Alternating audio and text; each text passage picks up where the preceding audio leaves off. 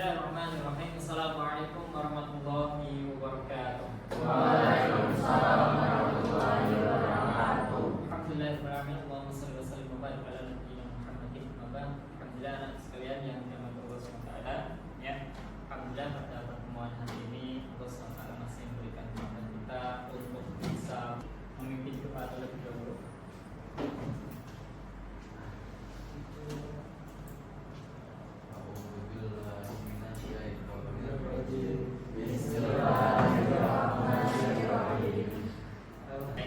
Anak sekalian, bagaimana kabarnya hari ini? Ya, sehat semua ya. Ini sebelumnya saya presentasi terlebih dahulu. Lihat dulu presentasi terlebih dahulu. Danu, jawab. Nah, sekalian yang dirahmati Allah SWT, ya. Pekan kemarin kita belajar mengenai tentang huruf hijaiyah. Ya. Untuk pertemuan kali ini kita melanjutkan. Setelah kita tahu bahwa huruf hijaiyah, kita akan melanjutkan hukum bacaan nun sukun ataupun tanwin. Ya, nun sukun atau tanwin. Kalau huruf hijaiyah kemarin kan hanya preselan saja ataupun per hurufnya saja. A, ba, ta, dan selanjutnya yaitu hukum bacaan nun sukun ya. Mulai masuk ke hurufnya kemudian ada tandanya nun sukun maupun tanwin ya. Saya kira kalian juga pernah belajar ketika di SMP ataupun di SD atau di TPA masalah tentang hukum bacaan nun sukun ataupun tanwin ya. Baik.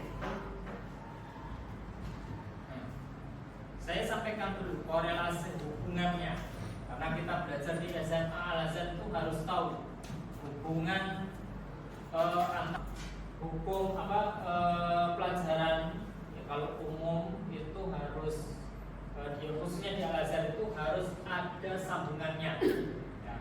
Jadi kalau kita itu belajar umum ya, itu harus mengantarkan kita kepada surganya Allah SWT. Begitupun sebaliknya, kalau kita belajar agama itu harus ada hubungannya dengan dunianya. Jadi tidak melulu masalah dunia, tapi juga ada keseimbangannya. Ya. Saya sampaikan, saya ambil dari Jurnal Pendidikan Islam bahwa hukum bacaan nun sukun atau tanwin dalam tajwid dapat dioptimalkan melalui teknologi digital seperti aplikasi tajwid dan alat bantu audiovisual yang membuat pembelajaran ya. Kalau kita tahu itu ya. Jadi kalau dalam dunia kedokteran ini salah satu orangnya ilmu tersendiri bahwa orang itu yang melafalkan Al-Quran yang benar itu salah satunya bisa membuat dia itu awet untuk kesehatannya A, ya kan? Bukankah orang yang sering melafalkan ataupun ngomong itu akan melatih dia untuk menambah kosakata yang lain. Ya, baik. Kita pelajari hukum bacaan nun sukun, ya, nun sukun ataupun tanwin. Baik. Nah, ada pertanyaan terlebih dahulu. Mengapa penting mempelajari hukum bacaan nun sukun atau tanwin? Ayo, Mas Danu, tolong bisa dijawab. Mengapa? Mengapa penting? Agar kita dapat membaca Al-Quran dengan baik. Oh, bagus sekali Mas Danu. Minta tolong untuk dikasih apresiasi tangan punya. Kemudian bagaimana menerapkan hukum nun sukun atau tanwin dapat mengaruhi makna dalam bacaan Al-Quran? Ya. Kalau kita baca saja secara bahasa Indonesia, antara kalimat seri sama seri itu kan tulisannya sama, tapi pelafalannya beda. Itu akan menyebabkan maknanya beda. Dia tomat sama nikmat itu juga beda. Nikmat itu adalah kenikmatan enak, tapi dia tomat itu adalah siksaan. Beda ya. Itu ya. Jadi penting mempelajari hukum bacaan nun sukun atau tanwin ya. Meskipun masih banyak materi. Kemudian penerapan hukum nun sukun tanwin dapat mengaruhi makna dalam bacaan Al-Quran. Ya kan? Seperti tadi contohnya. Dia tomat sama nikmat ya. Kalau kalimat dunia itu jangan dibaca dunia. Ya. Secara kaidahnya memang seperti itu, tapi bagaimana kita melafalkan secara tajwidnya supaya benar ya. Baik, ini sudah disambung sama Mas Danu dan memberikan gambaran kepada kita bahwa sangat penting supaya tidak keliru dalam membaca Al-Quran. Baik. Perhatikan, ilmu tajwid yaitu ilmu yang mempelajari bagaimana membaca Al-Quran dengan baik. Pengucapan huruf hijaiyah harus benar karena pengucapan yang tidak tepat akan menghasilkan arti yang berbeda. Saya panggil bang sama bang.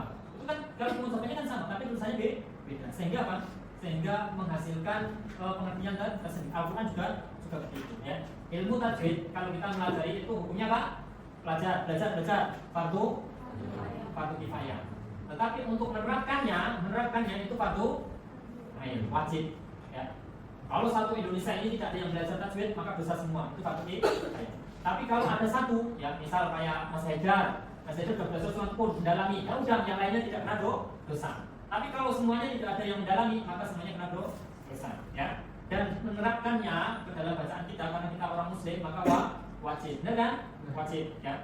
Kalau kita tidak menerapkannya ke dalam bacaan Al-Quran maka dosa ditanggung sendiri. Ya, baik, lanjut. Bacaan nun mati ataupun tanwin. Nah, pengertiannya. Kalau secara garis besarnya bacaan nun mati atau tanwin adalah ketentuan bacaan nun mati atau tanwin jika nun mati atau tanwin tersebut diikuti salah satu huruf hijaiyah. Nah, sebelum kita ke pelajaran yang lebih jauh, saya minta tolong Mas Nabil. Nun sukun, minta tolong nun sukun itu bisa dibantu Mas. Coba maju Mas Nabil, maju. Nun sukun, tulis gambarkan nun sukun. Nun sukun.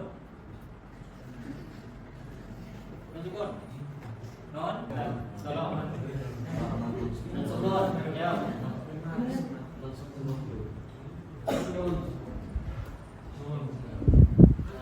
Sukun. Benar ya?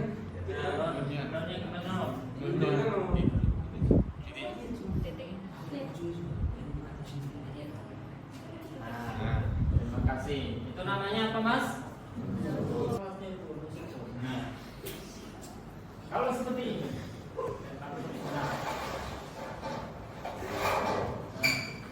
non sukun sudah ya, dapat ya. Ini sebagai gambaran. Tapi ada keduanya ini atau tanwin, ya kan? Coba yang putri, Mbak mana ini aja. Yo, tanwin. Ya, lambang tanwin itu seperti apa?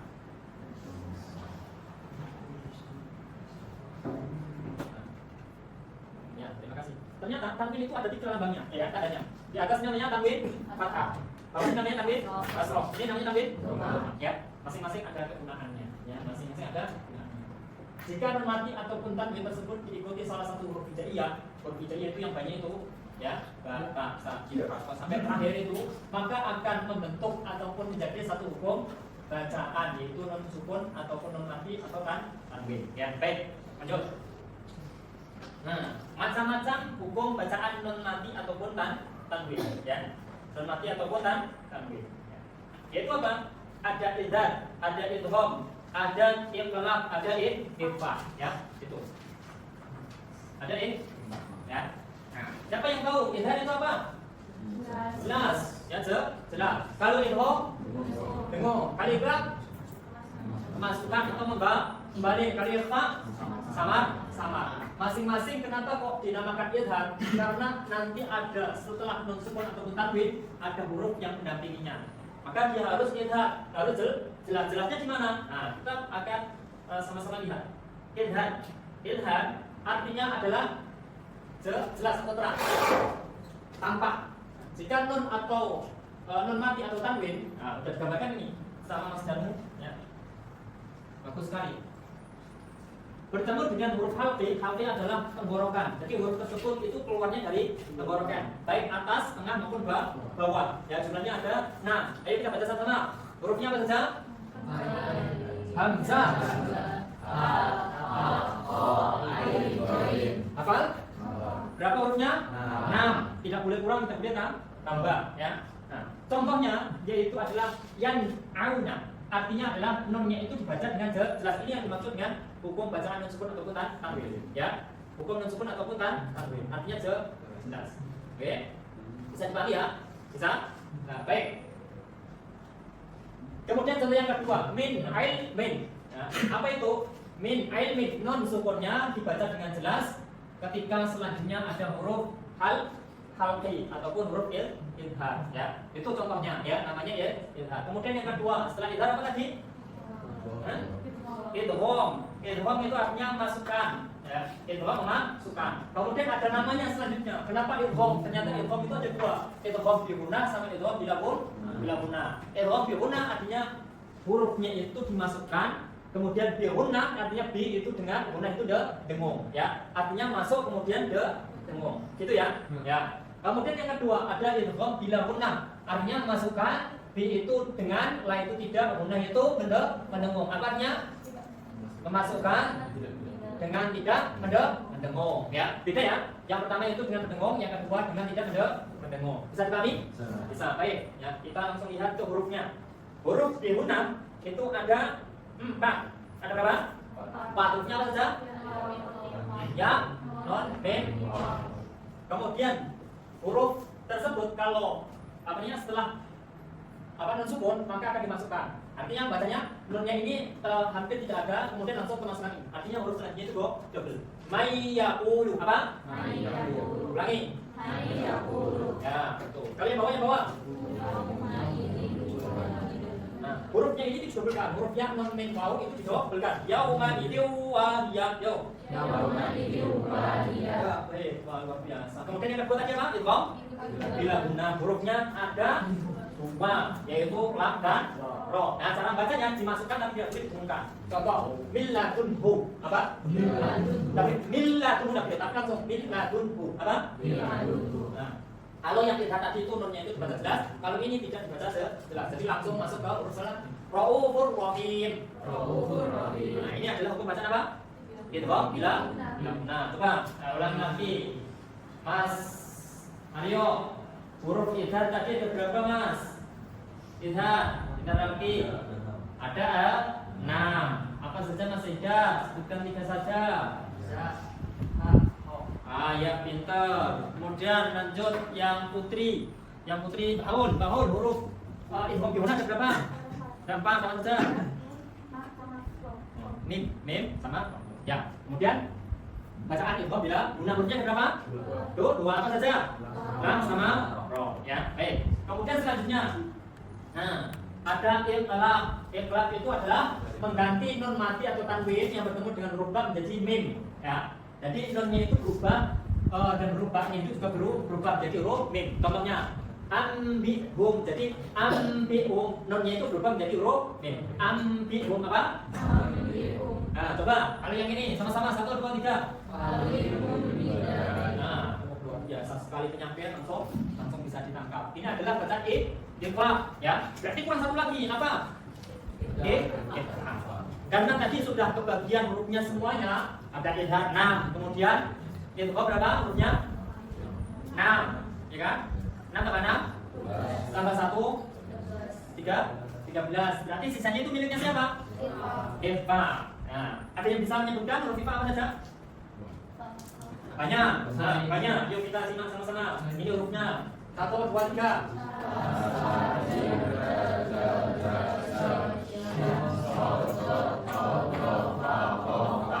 Ada berapa? Ada? 1, 2, 3, 4, 5, 6, 7, 8, 9, 10, 11, 12, 13, 14, 15. Berarti huruf hijaiyah itu ada berapa? 28. Nah, cara bacanya karena ifa itu artinya samar-samar, artinya menyamakan huruf ini tadi. Contoh, unsurna apa? Unsurna. Mundirun. Nah, ini contoh bacaan ifa, ya. Cara mudah untuk menghafalnya adalah yaitu hurufnya ini, ya kan? Itu sisa dari hukum bacaan idhar, idgham, dan iqlab. Misalnya punya iqlab, ya. Itu. Ada yang tanyakan sampai sini? Tidak ada? Ada? Oh, baik, kita langsung ke tes terlebih dahulu untuk memantapkan, ya. Langsung saya praktek di papan tulis. Ya. Loh. Di sini ada idhar, idgham, iqlab sama iqlab. Nah, tulis di sini. Yang putra terlebih dahulu, Mas Haidar. Nah, ini aku baca apa Mas Haidar? Dibaca dulu. Min, idhar, halqi. Kenapa idhar halqi Mas Haidar? Kenapa? Nah, lalu ketemu dengan huruf pintar. Sekarang ganti. Yang putri. Dong yang tengah.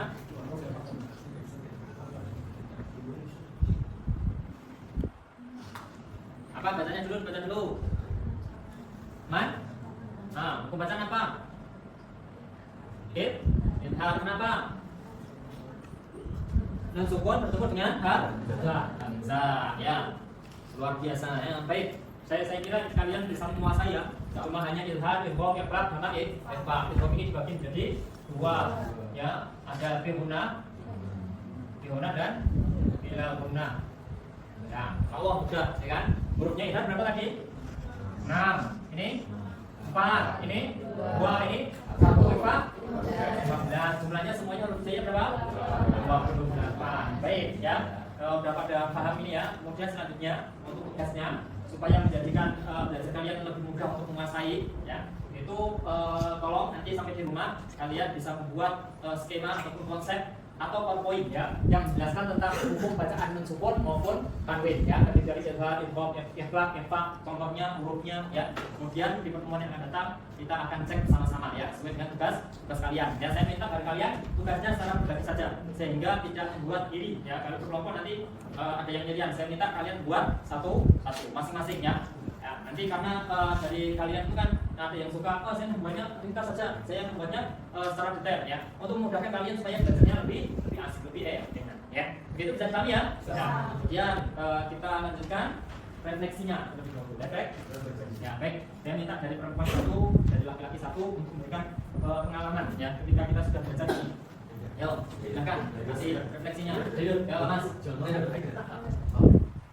Refleksinya setelah kita belajar ini, apa yang kamu dapat? Jadi lebih paham bacaan.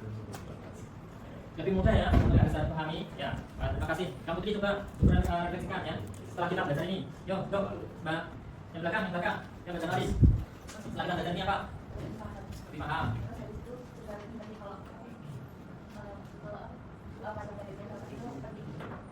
Oh ya. Di sini ada huruf pada beda. Maksudnya huruf apa? Itu buku bacaan. Oh, ya. Baik, terima kasih. Artinya setelah kita belajar buku bacaan ini itu kita semakin hati-hati untuk membaca ya.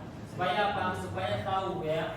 Supaya tahu karena salah dalam membaca itu akan salah dalam artinya. Ya.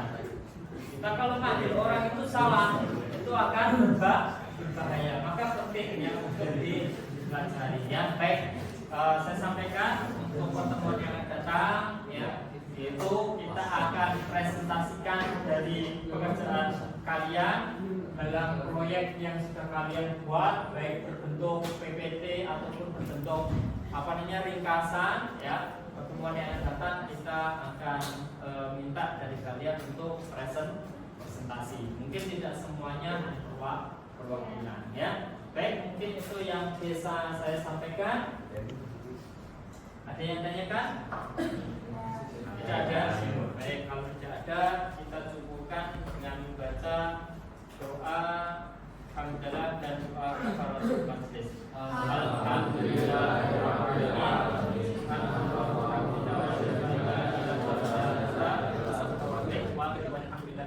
Assalamualaikum warahmatullahi wabarakatuh.